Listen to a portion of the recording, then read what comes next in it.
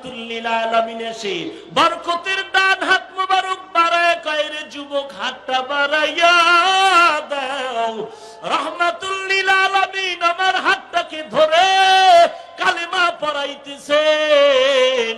আমার জবানে কালেমা জারি হয়ে গেল। নবীর হাতে কালেমা পড়ে আমি মুসলমান হয়েছি।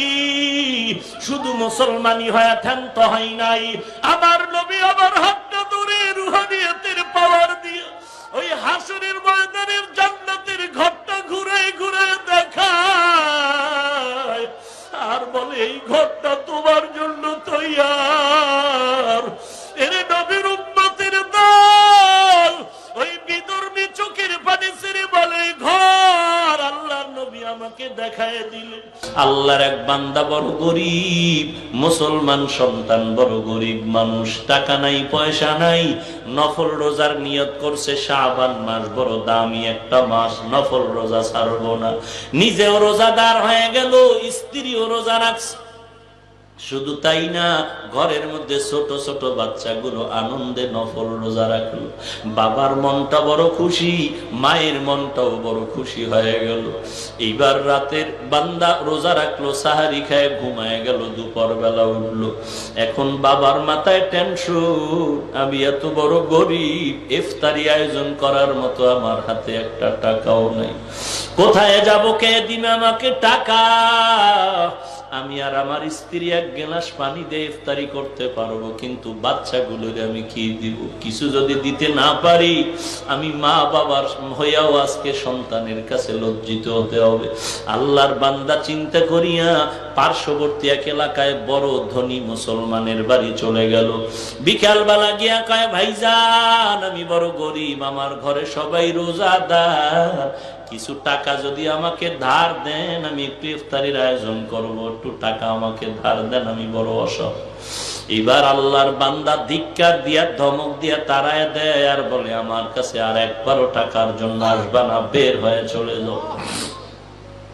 মুসলমান গরিব, কিছু বলার নাই, ঘর থেকে বের হয়ে চোখের পানি ছেড়ে কান্না করে আর রাস্তা দিয়া যায়। আর আল্লাহকে বলেন, ও আল্লাহ, আমি সন্তানের কাছে কিভাবে মুখ দেখাবো রে আল্লাহ, এমন গরিব বানাইছো, ইফতারির আয়োজন করার মতো একটা টাকাও আমার হাতের মধ্যে নাই। হঠাৎ বান্দা রাস্তায় হাঁটে, দেখে একজন বিধর্মী লোক উল্টা পথে আসতেছে। চোখের পানি দেখে বিধর্মী লোকটা বলে, ও মুসলমান ভাই, তোমার চোখে কেন পানি? বলে, দুঃখ তোমাকে বলে লাভ নাই। বলে, না বলো। বলে, এই হালাত, আমার ঘরে সবাই রোজাদার, আমার শিশু বাচ্চাগুলো রোজাদার, ইফতারির আয়োজনের টাকা নাই।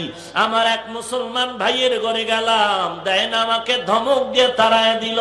বিধর্মী লোকটা কয়, রে মুসলমান, মনে যদি কোনো কষ্ট না নেও, তোমাকে আমি কিছু টাকা ধার দিতে পারি, নাও, পারলে তুমি দিও, না পারলে তোমার কাছে আমার কোনো দাবি নেই। মুসলমান চোখের পানি মুছিয়া এইবার বিধর্মী টাকা নিয়ে ইফতারির আয়োজন করে বাড়ি রওনা। ঘরের মধ্যে গিয়ে আয়োজন করে ইফতারি সামনে নিয়া দোয়া কবুলের সময় হাত তুলে বলে, ও মালিক। মুসলমান ব্যক্তি টাকা দেয় নাই, কিছু বলারও নাই। বিধর্মী আমাকে টাকা দিয়েছে, আমি কি দোয়া করব? দোয়া করার মতো কোনো ভাষাও নাই। তবে এতটুকু দোয়া করি, ও মালিক, তুমি কুদরতি ভাবে ওই বিধর্মীর কলবে হেদায়েতের নূর ঢুকায়া দাও, বিধর্মীর কলবে হেদায়েতের নূর দান করো আল্লাহ। দোয়া করে বান্দা ঘুমায় গেল। সবাই গভীর রাতে ঘুমে নিমগ্ন হয়ে গেল। ওই যে মুসলমান গরিবের ধমক দিয়া টাকার গরমে ধিক্কার জানায় তারায় দিয়েছে, ওই বান্দা ঘুমের ঘরে স্বপ্ন দেখে কিয়ামতের ময়দান কায়েম হয়ে গেল। সূর্যের তাপে মানুষগুলোর গরম, বেঈমান নাফরমানের চিৎকারের আওয়াজ, একদিকে জাহান্নামের আওয়াজ, অপর দিকে আমার আল্লাহর কাহ্হারিয়তের আওয়াজ। লিমানিল মুলকুল ইয়াউম, লিল্লাহিল ওয়াহিদিল কাহ্হার। জাহান্নামের আওয়াজে হাসরের ময়দানটা থরথর করে কাঁপতেছে, সূর্যের তাপে মাথার মগজগুলো ফেটে ফেটে পড়তেছে। এইদিকে জাহান্নামের আওয়াজে হাসরের ময়দানের শুধু বেঈমানেরা নয়, সমস্ত নবীদের চিৎকারের আওয়াজ, বাঁচাও বাঁচাও, নাফসি নাফসি বলে কান্নার আওয়াজ। এইবার ওই মুসলমান ঘুমের ঘরে দেখতেছে হাসরের ময়দানে সবাই ছোটাছুটি করে, নাজাতের রাস্তা কই, নিচেও পাওয়া রাখা যায় না, সূর্যের তাপে জমিনটা তামার গরম হয়ে গেল। হঠাৎ বান্দা বলে আমি ঘুমের ঘরে তাকায় দেখি হাসরের ময়দানের এক পাশে সুন্দর একটা বালাখানা ঘর। দৌড়াইয়া সেখানে চলে গেলাম, ওখানে গিয়া দেখি দরজায় তালা লাগানো।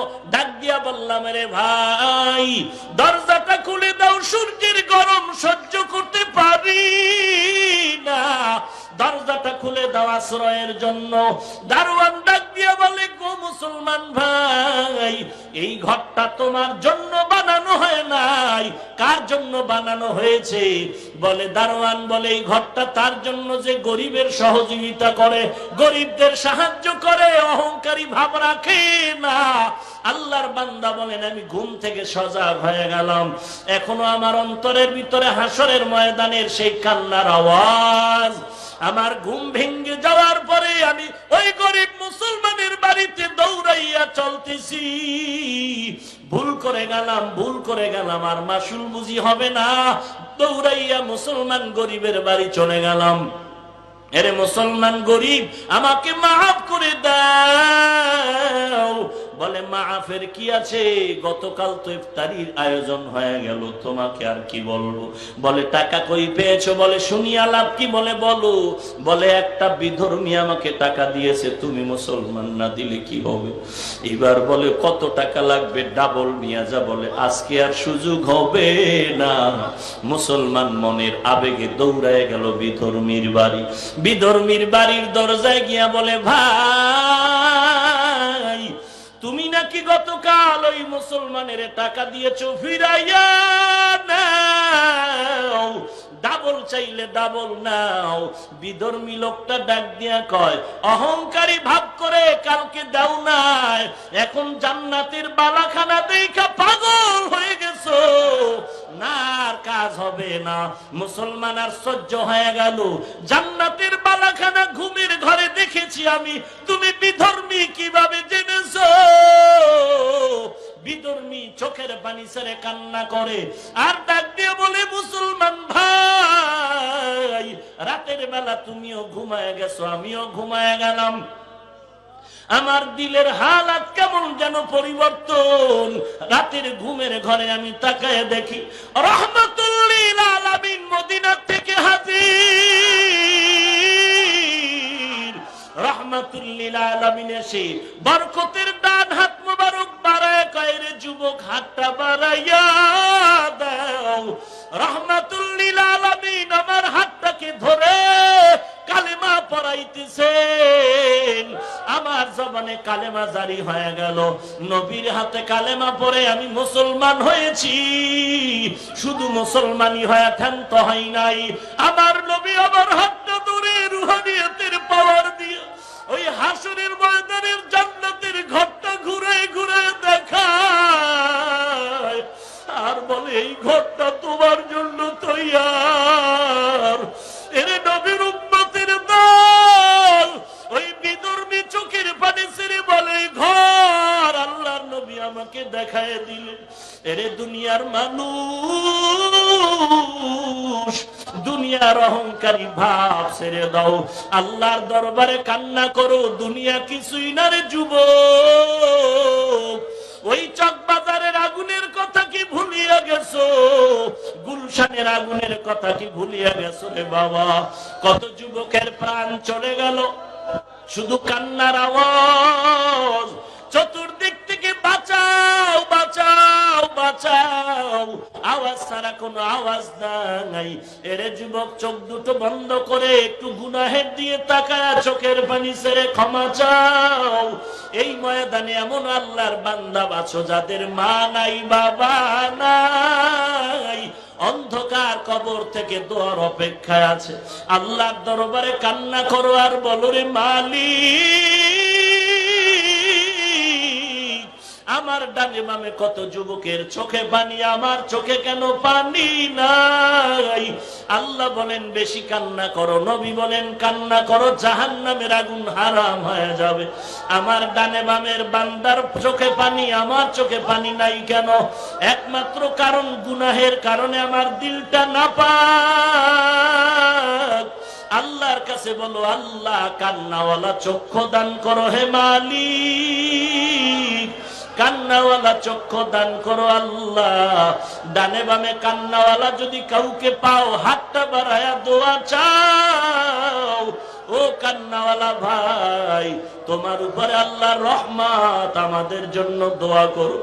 আমরা জাহান্নামের গরম সহ্য করতে পারবো না, গুনাহ নিয়ে কবরে যেতে চাই না রে আল্লাহ।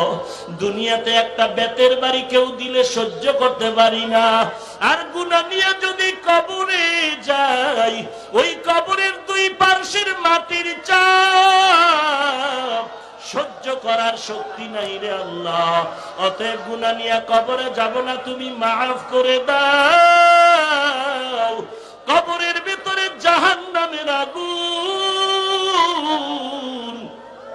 সহ্য করে নিতে পারবো না রে আল্লাহ। আয় আল্লাহ, গুনাহ করার কারণে দিলটা পাথর হয়ে গেল, চোখে পানিও নাই। কান্নাওয়ালা চক্ষু দান করেন আল্লাহ। দুনিয়ার ঘরে আগুন লাগলে পানি ছাড়া যেমন ঠান্ডা করা যায় না, গুনাহের কারণে যদি জাহান্নামের আগুন জ্বলিয়াই উঠে, ওই পানি জাহান্নামের আগুন চোখের পানি ছাড়া ঠান্ডা করা যাবে না। আল্লাহর কাছে তৌফিক কামনা করি, আল্লাহ কান্নাওয়ালা চক্ষু দান করে দাও। এ ময়দানে আমরা সবাই গুনাহগার, জাহান্নামের আসামি। আর গুনাহের পথে যাব না, নামাজ ছাড়বো না, বেপরদায় চলবো না, মা বাবাকে কষ্ট দিব না, উলামায়ে কেরামের বিরোধিতা করবো না রে আল্লাহ। মেহেরবানি করে মাফ করে দেন। এরে পর্দার আড়ালের মা, কয়দিন আর জমিনে বাহাদুরি করবারে মা, ডানে বামে তাকায় দেখো কত সন্তান মা হারা এতিমের মতো কান্না করে। কত সন্তান বলে আমার মা নাই, বাবাও নাই। ঈদের নামাজ পড়ে সবাই বাড়ি যায়, আনন্দ করে। একটা যুবকের তাকায় দেখি কবরের কিনারায় দাঁড়ায় দাঁড়ায় কাঁদে। জিজ্ঞাসা করলাম, যুবক কেন ঈদের আনন্দে কবরের কিনারায় কাঁদো? যুবক বলে, গত ঈদের সময় আমার মায়ের দোয়া নিয়ে ঈদের নামাজে হাজির হয়েছিল। আজকে ঈদের নামাজে যখন যাই দেখি মায়ের চকিটা খালি, মা নাই। বাবার খাট খালি পড়ে আছে, বাবাকেও খুঁজে পাইলাম না। আমার মতো এতিম আর কেউ নাই। ও আল্লাহ, রহমতের নজর দিয়ে তাকে দেখো। এই ময়দানে তোমার বান্দারা টাকা চায় না, বাড়ি চায় না, জাহান্নাম থেকে মুক্তি চাই। কুদরতের নজর দিয়া তাকায় দেখো আল্লাহ, রহমতের নজর দিয়া মাফ করে দাও। গুনাহ থেকে বেঁচে থাকার তৌফিক দাও, তওবা করার মতো তৌফিক দান করো আল্লাহ। নেক আমলের আগ্রহ বাড়ায় দাও রে মালিক।